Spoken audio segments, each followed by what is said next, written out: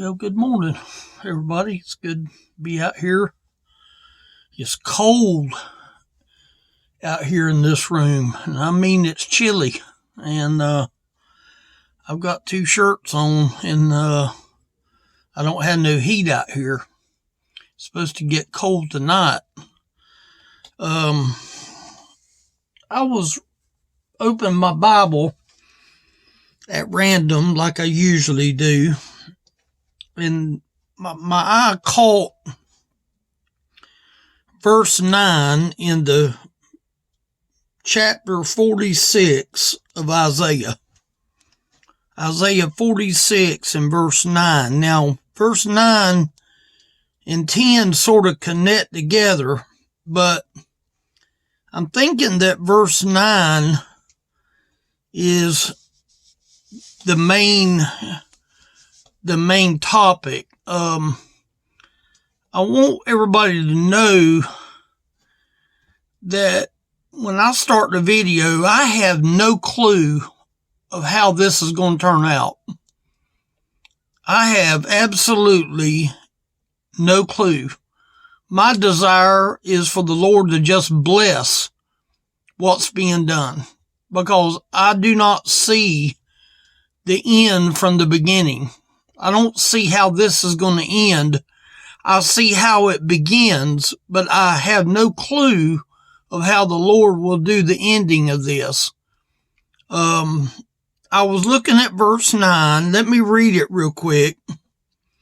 Remember the former things of old, for I am God, and there is none else.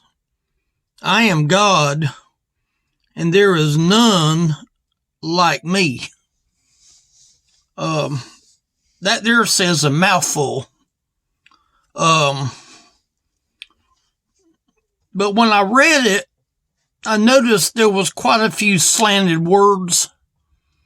And I don't happen to trifle with the slanted words. I mean, I know why they're there for.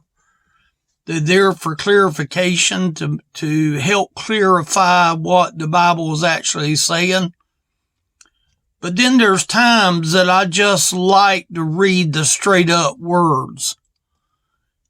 And it just sort of puts a perspective on it than the words of the italicized words. That there sounded good that I read, but I want to read to you. I wrote it down the way the scripture was written without the italicized words. Remember the former things of old, for I, God, and none else. God, and none like me. To me, when you read a verse and you hear how Isaiah wrote it down without the help of the transcribing, yes, it's not as mellow, but I can almost see God saying it the way I just read it. God didn't need a transcriber for God to say what he wanted. We don't need a transcriber to hear God say what he is saying. Listen at this. Remember the former things of old. Many people that will remember the former things of old, they will remember their life without Jesus. They will remember the life like the life that I lived for the first 48 years of my life. I can remember the former things of old, and I can. And I can remember the days that I went without salvation.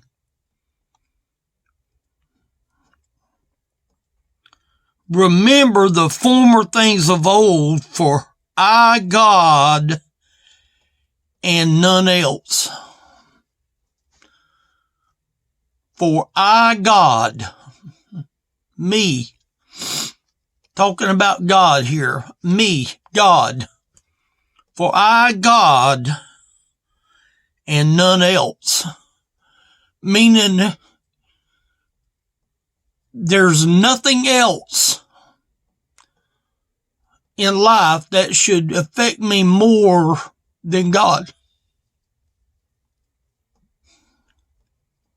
See, when I read this verse, God doesn't want me to add anything to God. He don't want me adding anything to God. Then it says God and none like me. See, we make a lot of gods in our life.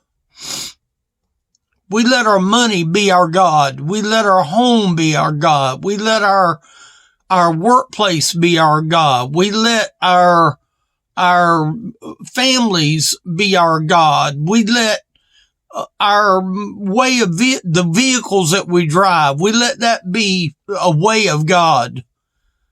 But what is God saying right here? God and none like me. We always say we can talk to God, but it's not that big a deal to show up for church service. The place where we don't worship the Lord, that is a place where we worship. I'll be honest with you, I do more study and reading and Bible study out here than I do in the place of where I go to church at. But see, I get to share with a few other people my feeling of my heart to them, whereas the only way I share my feeling today is through the camera. And I don't know the audience that's going to tune in, that's going to listen to this. But you know what? That part, I'm not over. I'm not over that part. God has to find the audience that he wants to hear his word. Many people want to stand out. They want to stand out. They want to say all the popular words. They want to be on TV camera and they want to be well known that they are this, that, and the other. But how many is really talking the words of God? Oh, there's a lot of people that talk about God. But my desire is, what does this scripture in verse 9 say to me this morning?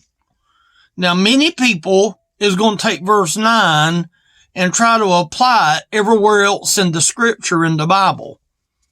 And you know what? You can do that. And there's certainly nothing wrong with doing that. I've read the chapter. I've looked at the chapter. I don't know the history behind the chapter. I'm just being honest. So I've read the context of the chapter, but what spoke to me was the words that I wrote down from verse number 9. Remember the former things of old. Does God want me to remember the former things of old? For I, God, and none else. Does God need me to add anything to God? You know, the only thing that he wants me to add is my belief system. I have to come in agreement with him. He does not have to agree with me, but I have to agree with him. And when I get these words, remember the former things of old, for I, God, and none else. God and none like me. But then my eyes fell to verse 13. When I started looking at verse 13, it says this. I'll read the verse to you. I bring near my righteousness, and it shall not be far off. And my salvation shall not tarry. And I will place salvation in Zion for Israel, my glory. To me, this is what that verse means to me. God brings himself near to us. Now, it mentioned the word righteousness. I bring near my righteousness. Well, if God was the one that said, I bring near my righteousness, you know what he's actually saying? I'm bringing myself. God brings himself near to us for the ones that want to know. But that's where the lot of the problem is people are content in not knowing. Oh no, don't go and tell me about that, because if you tell me, that means that I'm responsible. God brings himself near to us. It's not far away from you. It wasn't far away from me. When God brought himself near to me, he's not far away from me, and he's not far away from you. He mentioned salvation right here, and my salvation shall not tarry.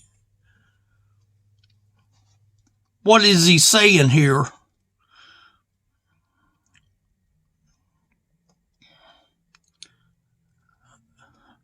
My salvation will come to you. My salvation, God's salvation, will come to you. But it's a choosing of how much you value that. It's like me receiving a gift. Somebody bought me a gift, I would take out my hand and take that gift. Common logic will tell you that's how you receive a gift, is you, first of all, been given a gift, you have to reach out for the gift. My salvation will come to you. I will place my salvation to my people. Notice what it said. And I will place salvation in Zion for Israel, my glory. I will place my salvation to my people. And my people is my glory. The question is, in closing, are you his people? Are you his people?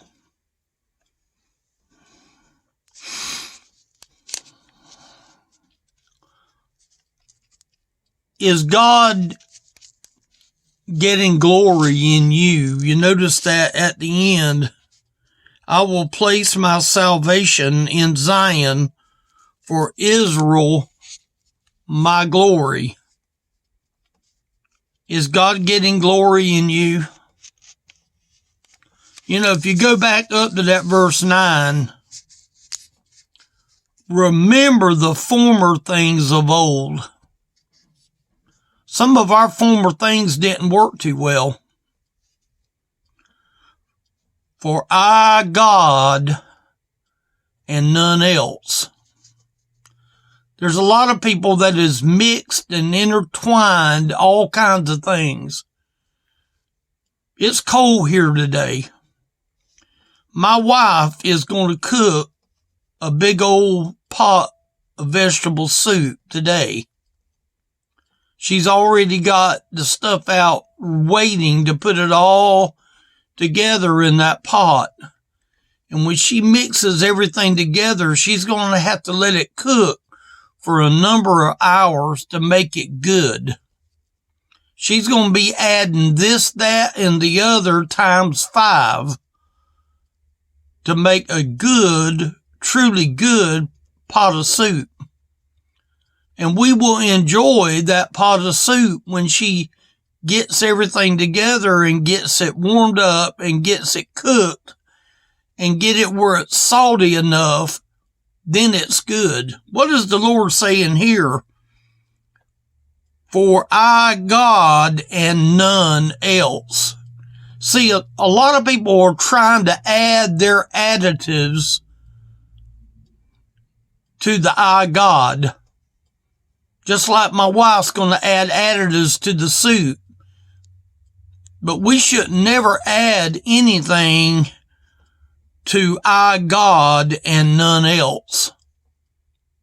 He alone is enough.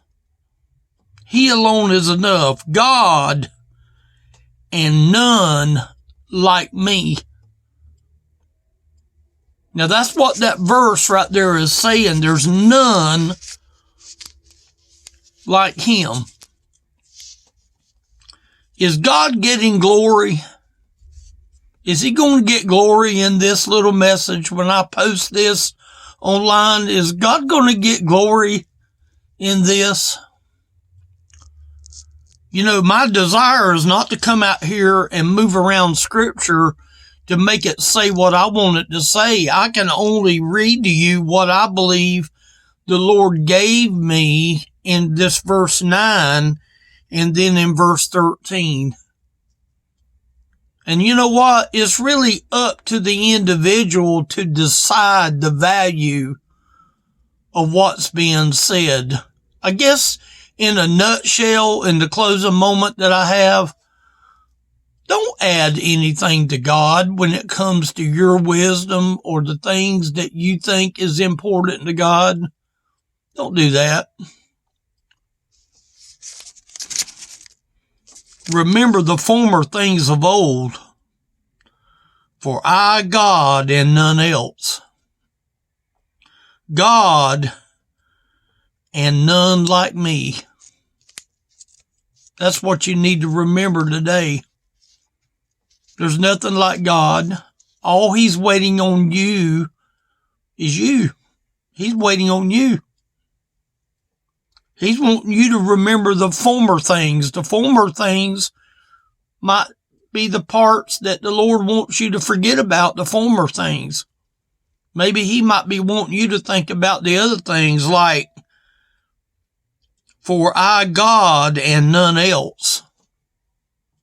Now that's not real good English, but you can sort of see where that there is powerful. For I, God, and none else. God and none like me. So that's what you need to just meditate on today. It's all about God, and it's really not about mankind. But it comes down to mankind and their decision of what they're going to do when they accept this word or whether they reject this word. I, God, and none else. ElderlyMinistry.com is the website. You're welcome to go online. There's a tab that you can pull down and it has the contact person and you'll see my phone number. You're welcome to give me a call. Leave a message when you call. Share the video. If any of these videos mean anything to you, share the video. Get people out there to listen to them. I'm not playing any games with anybody. do what you can to help. Thank y'all for watching.